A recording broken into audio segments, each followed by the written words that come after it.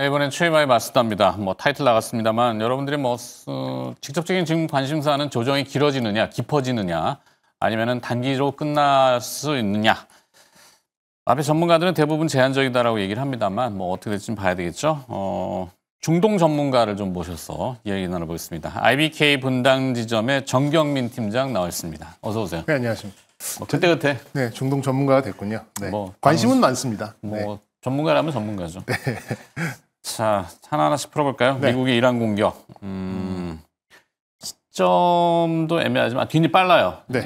6일인가요? 일단은 순서를 보면은 참 영악하다. 그러니까 이스라엘이 먼저 이란을 선제 공격했죠. 네. 그러면서 이란이 가지고 있는 전략 자산이 노출이 됐어요. 초음속 미사일이라든지. 명분이 생겨버린 거죠. 그렇죠. 힘을 빼놓고 그리고 슬쩍 유예하는 척 2주 죽게 해놓고는 때렸어요. 네. 그리고 자, 이것을 봤을 때 하여튼 잘한다. 네. 근데 이제 이란 자국 내에서도 불만의 목소리가 지금 폭발하죠. 미국을 향해서도 그렇지만 자국 정부한테 이렇게까지 방치를 했나? 이란 국민들이 지금 막 들고 일어서는 모양이에요. 그러니까 미국도 어떻게 보면 이걸 노렸겠죠. 그래서 정권 교체까지도 지금 이야기를 하는 것 같은데 어떻게 될지 모르겠습니다만 네. 정경민 팀장님 보시기엔 어때요? 일단 그 관련된 일은 길게 가긴 어려울 것 같고요. 이제 워낙 쉽게 말씀드리면 게임이 안 되는 이제 그런 나라와 나라의 지금 이제 갈등이다 보니까 이제 EEJ처럼 이스라엘을 앞세워서 이제 미리 해서 약간 명분을 확인시켰고 그리고 이제 벙커버스터로 이제 해당 이제 60%까지 이제 농축을 해놨던 이제 핵시설을 좀 파괴를 하면서 이제 저는 클라이맥스는 좀 지나간 게 아닌가라는 생각. 이제는 이제 후파동이 나올 수 있는 이제 그런 부분이라고 생각이 들기 때문에 시장 변동성은 저는 굉장히 한정적이라고 봅니다. 다른 전문가들하고 비슷하게. 그리고 오늘도 지금 장중 조정으로 끝나잖아요. 외국인들의 순매도 또 환율도 지금 80원대 이렇게 좀 가고 있습니다만 워낙 이 유동성 장세라는 특징이 대기 수요가 많다라는 점이잖아요. 3천 좀 빠져봐라. 내가 원하는 종목 조금만 내려봐라. 내가 바로 사주마라고 하는 그런 자금들이 굉장히 좀 많이 있고 그리고 이제 제도권에서 느끼는 이제 저의 체감으로 느끼는 게 이제 미국장에서 건너오는 개인 투자자들이 굉장히 많습니다. 돌아오는. 네. 그런 게 조 단위로 지금 대기 수요로 좀 되어 있고 새 정부의 정책 외국인들도 여차하면 프로그램 들어올 태세를 가지고 있고 금리 인하도 계속해서 나오고 있고 그렇기 때문에 지금 차고 넘치는 재료기 때문에 3천선 돌파 이게 큰 의미를 두기보다는 이제 라운드 넘버를 넘어서 저는 오히려 이제 PBR 1배 여기를 이제 더 넘어가는 수익성을 가지고 더 높은 곳을 바라볼 수 있는 문제이기 때문에 이란과 미국 또 이스라엘 여기의 갈등은 조정의 명분 정도로 굉장히 굵고 짧게 빠르게 지나갈 가능성이 높다. 저는 이렇게 좀 파악하고 있습니다. 네. 자, 일단은 종가를 봐야 되겠습니다만 현재 11시 2분 지나는 과정에서는 3,000포인트 다시 회복을 했어요. 근데 이제 빅피겨, 라운드 넘버 여러 가지 상징성이 있는 3,000 지난주 금요일까지만 해도 온통 나라가 이제 이제는 다음 단계 이랬는데 토요일 아침인가요? 네. 뭐지? 이렇게 하다가 일요일 날은 이렇게 하다가 월요일 아침 개장하고는 이러다가 이제 또 올라오면은 어쨌거나 3,000은 넘어섰도 그다음에 이제 살짝 이탈했지만 다시 오늘 지지가 되고 내일 또 무슨 재료가 나올지는 모르겠습니다만 이란도 이제 반응을 하겠죠. 근데 제한 가지고 있는 게 별로 없잖아요. 없어요. 그리고 이제 이게 영토를 맞대고 있는 그런 전면전의 가능성이 굉장히 지상전이라면 또 얘기가 다른데. 그게 굉장히 적고 그리고 이제 미국의 오함대는 이제 군사 이 전문가로서 미국의 이제 넘버 2에 해당하는 항모 전단입니다. 그러니까 제3함대를 제외하고는 가장 큰 전단을 가지고 있기 때문에 어지간한 것 날아오는 거 다 막을 수 있고 초음속 미사일이 있다고 하지만 마하 12까지는 다 막을 수 있는 이제 그런 전력이 있기 때문에 실제적인 어떤 타격을 강하게 주기는 이란이 가지고 있는 자산이 이렇게 많지는 않고 네. 그리고 이제 미국이 중동 지역에 이제 크게는 8개, 많게는 11개의 이제 주둔지가 있는데요. 거기에도 이미 이제 다 방어, 그러니까 미국, 이스라엘 아이언돔 이상 가는 이제 그런 방어 시스템이 좀 갖춰져 있기 때문에 사실 이길 수 없는 전력과 질 수 없는 전력이 오래갈 가능성은 높지 않습니다. 그 특히나 이런 현실적으로 그리고 국경을 맞대는 그런 뭐 게릴라전 뭐 이렇게 나오는 게 아니기 때문에 뭐 저는 뭐 오래갈 가능성이 높지 않다라고 봐지고 있고요. 그리고 이제 뭐 호르무즈 해협을 봉쇄한다라고 하는데 과연 봉쇄가 될까라는 생각도 뭐 가지고 있습니다. 근데 오히려 이제 이런저런 이유를 통해서 에너지 수급을 다변화해야 되는 이제 그런 요인을 더 높이고 있다 보니까 오히려 이제 뭐 다른 요인들도 있겠습니다만 신재생, 원전 이런 쪽에 오히려 이 전쟁이 잠깐의 조정의 명분을 주고 오늘 뭐 두산 물론 이제 해체 뭐 이런 것들도 있겠습니다만 두산 에너빌리티나 SK 이터닉스나 이런 신재생, 원전 이런 쪽이 다시 강세를 보이는 것도 에너지를 저쪽 중동만 바라봐서는 안 되겠구나라고 하는 명분을 다시 한번 좀 크게 세워줄 수 있는 이제 그런 요인으로 작용하고 있기 때문에 이거는 뭐 말씀드린 대로 시장에 너무 그렇게 우려할 사항은 아니다. 다시 한번 좀 강조드리고 싶습니다. 네, 물론 알 수는 없지만 뭐 논리적 타당성 어찌됐건 자 그럼 두 번째로 호르무즈 해협은 폭이 가장 좁은 데가 33km라고 하죠. 이란 영해이기 때문에 막 봉쇄를 하겠다면은 오케이. 잠시는 할 수 있겠지만 이 전 세계를 상대로 이제 하는 거잖아요. 사기를 치는 거죠. 엄포를 논다. 뭐 이렇게 볼 수 있죠. 적대국이 그만큼 이제 늘어나는 건데 무역도 전쟁이라면 전쟁이니까 그거를 선택할 뭐 의회는 통과했다고 하지만 사실 그게 쉽지는 않은 게 분명히 쉽진 않고요. 뭐 지금 온림지수라든지 유가라든지 동향이 잠깐 반짝했는데 더 뻗지는 않는 것 같아요. 그죠? 그리고 이제 이란산 원유는 이제 뭐 인도, 뭐 중국, 그다음에 뭐 북한, 뭐 이런 쪽에서 이제 일부 수요를 통해서 이란에 이제 돈줄이 되어주고 있는데 아무래도 이제 이런 이런 이 외교적으로 약간의 이제 또 봉쇄를 미국이 또 시작한다라고 하면 정말 이렇게 말려 죽을 수밖에 없는 이제 그런 상황이 되거든요. 그래서 유가가 지금 WTI 선물 기준으로 우리 시각 11시 6분 지나면서 75불 04전. 그러니까 75달러 살짝 깨려고 또 그래요. 그러니까 100분율로 치면은 1.68%인데 아까 2.2%대고 그렇죠. 스파이크 칠 때 68불 때까지 막 치더라고요. 근데 주르륵 다시 원위치. 그래서 75불. 근데 우리 환율도 조금 오른 폭을 줄이긴 하네요. 18원까지 가다가 지금은 다시 14원 올라서 1,380원 언더. 그리고 이제 코스피가 3,000포인트 회복. 이렇게. 그리고 이제 그런 이제 어떤 가격적인 지표들 중에서 지금 조금 이제 움츠러들고 있는 쪽이 이제 가상화폐 쪽이거든요. 비트코인이나 뭐 이런 쪽. 그러니까 유동성의 직접적인 지표가 되는 그런 쪽이 지금 살짝 움츠러들고 있을 뿐이지 다른 어떤 이제 우리가 볼 수 있는 지표들에 대해서는 리스크를 그러니까 우리가 우려하는 만큼 그렇게 크게 확대 해석하고 있지는 않다라는 점도 이번 사태가 너무 이렇게 심각하게 진행되지 않을 것이다라는 그런 생각을 좀 뒷받침해주는 그런 논거가 아닌가 이렇게 좀 말씀드릴 수 있겠습니다. 그러니까 뭐 아시아에서 거래되는 죄송합니다. 아시아에서 거래되는 지금 달러 가치 달러 인덱스는 99를 넘었다가 다시 내려왔어요. 그래서 98.9, 99 넘고 오를 때 이제 이 가상자산 시장에 돈이 쭉 빠졌거든요. 한번 다시 또 평형을 찾는 것 같다 이런 생각인데 물론. 또 넘어가 봐야 되겠죠. 본장으로, 운적으로. 유럽 가봐야 되고, 뭐 본장 가봐야 되겠는데, 현재 일단 아시아 쪽에서는 적응을 좀 하는 것 같아요. 자, 호르무즈는 그 정도 하고.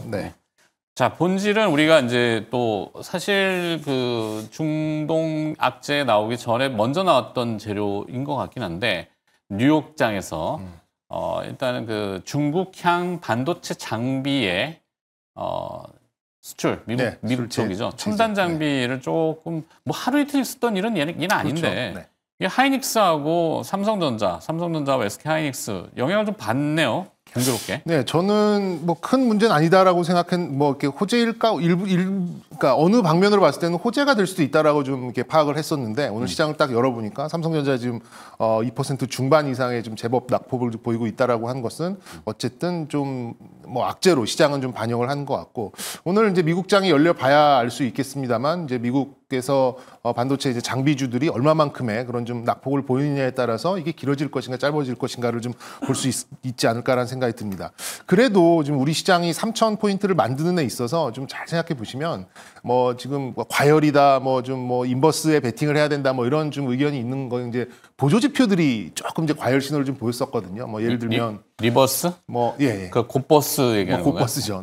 그러니까 뭐 개인 이제 투자자 일부 개인 투자들이 많이 좀 들어오셨죠. 곱버스에 곱버스, 그렇죠. 인버스의 2배. 주가가 조정을 받을 네. 거라는 거의 비율로 2배. 2배로 가는 네. 이제 하방으로 2배 레버리지. 소위 말하는 이제 베팅을 하는 이제 그런 쪽이 굉장히 개인 또 개인 투자자 투자자들이 많이 몰렸었는데 지수가 조정을 안 받는 거. 지수 조정이 좀 장중 조정으로 끝나고요. 그리고 예전하고 다르게 이제 소위 말하는 이제 relative strength 그 RSI 지표나 뭐 이제 SDR 같이 이제 등락 주선이라고 하죠. Advanced Decline 이런 것들이 먹히지 않는 장이에요. 왜냐하면 시장의 시총의 비중이 가장 크다고 볼 수 있는 반도체와 자동차가 3천을 만드는데 그렇게 큰 기여를 못했거든요. 그렇기 때문에 이제 예전에 보던 그런 지표와는 살짝 좀 다른 부분이 좀 있는데 워낙 좀 많이 비워져 있고 그래서 뭐 이런 조정만 끝나고 만약에 외국인들 프로그램 매수가 들어와서 한두 주 정도 외국인들이 좀 채워 나간다라고 한다면 뭐 저는 뭐 쉽게 뭐 3천선이 지지대가 되는 이제 그런 모습도 나오지 않을까 이렇게 좀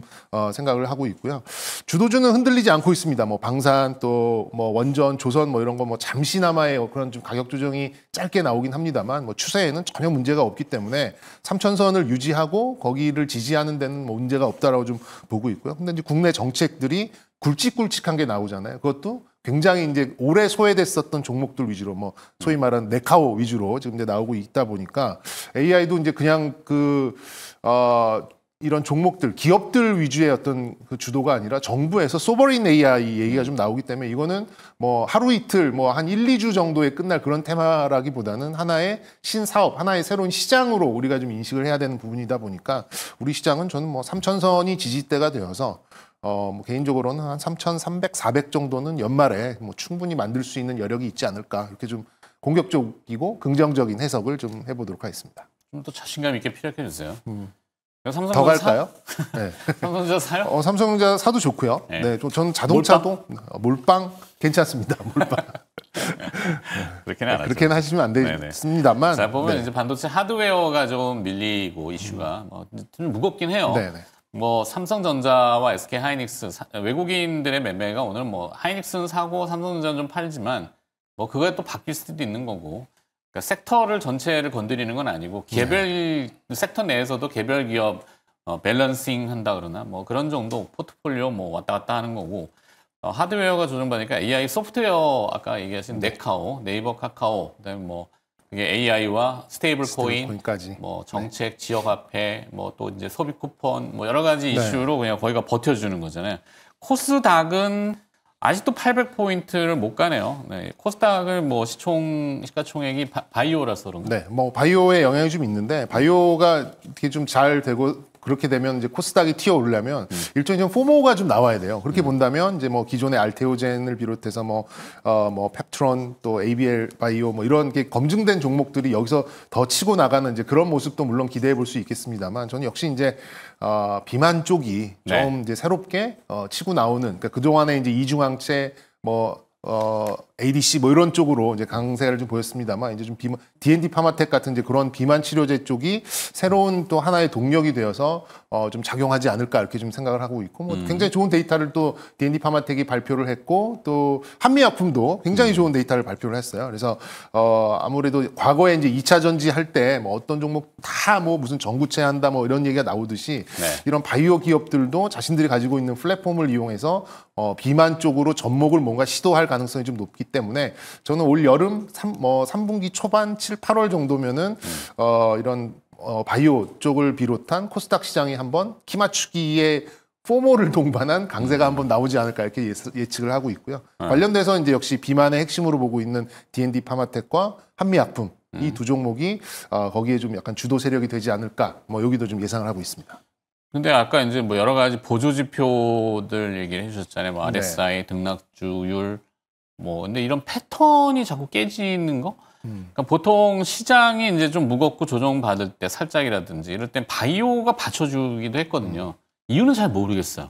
그럼 뭐 그런 현상이 이제 나오다가 오늘은 또 패턴이 깨져가지고 전체가 다 밀려버리는데 그러니까 개별 기업들도 뭐 특별한 이슈가 포착된 건 없죠. 바이오 쪽으로만 봤을 때는 제가 보기에는 미국장이 받쳐주지 못했기 때문이라고 미국에서? 생각해요. 미국의 이제 빅 빅파마들이 네. 주가가 이제 좀 바닥을 찍어가는 이제 그런 양상이거든요. 뭐 빅테크도 뭐 그렇게 큰 힘을 쓰지 못했습니다만 미국장도 그동안 이제 너무 에너지에 올인되어 있는 그런 양상을 보였기 때문에 또 금리 인하에 대해서 좀 제동이 걸렸기 때문에 빅파마, 뭐 소위 말하는 큰 제약 기업들 우리한테 라이센스 인을 해가는 이제 그런 기업들이 다소간의 힘을 쓰지 못했던 그런 요인이 좀 강했다고 보는데 이제 좀 바닥을 찍고 조금 이제 개선이 되고 바이오 USA를 통해서 뭔가 그 이제 과거에 이제 이중항체 접합 물질 같은 이제 그런 유행을 좀 만들어내고 있는데 그게 역시 좀 비만 쪽인 것 같아요. 플랫폼을 이용한 체내에 오랫동안 머무르면서 지방을 태울 수 있는 이제 그런 약과 접목을 시키는 그런 시장으로 이제 조금씩 발전해 나가고 있는 거기 때문에 저는 7, 8월은 좀 바이오에 좀 가능성이 좀 있지 않을까 이렇게 좀 생각하고 있습니다. 네.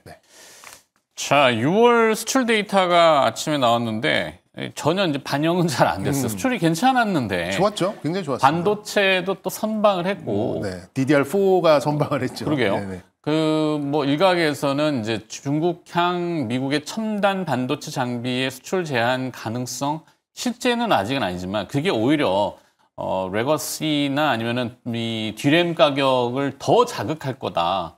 그러면은 사실 완제품 파는 삼성전자, SK 하이닉스 나쁘지 않은데? 제가 그래서 좀 이게 호재도 될 수 있겠다라고 생각했던 게 이제 그런 요인이었는데 네. 기존에 있었던 이제 이런 레거시 메모리 반도체 가격의 인상을 좀 촉발시킬 수 있는 요인이 되지 않을까? 왜냐하면 재고를 빨리 확보하기 위한 이제 그런 좀 명분이 됐기 때문에. 근데 오늘 시장에서 이렇게 삼성전자를 좀 누르는 이유는 시장을 파는 건지 삼성전자를 파는 건지는 좀 지켜봐야 되겠습니다만 일단 제가 볼 때까지는 약간 반반으로 좀 볼 수 있겠고요.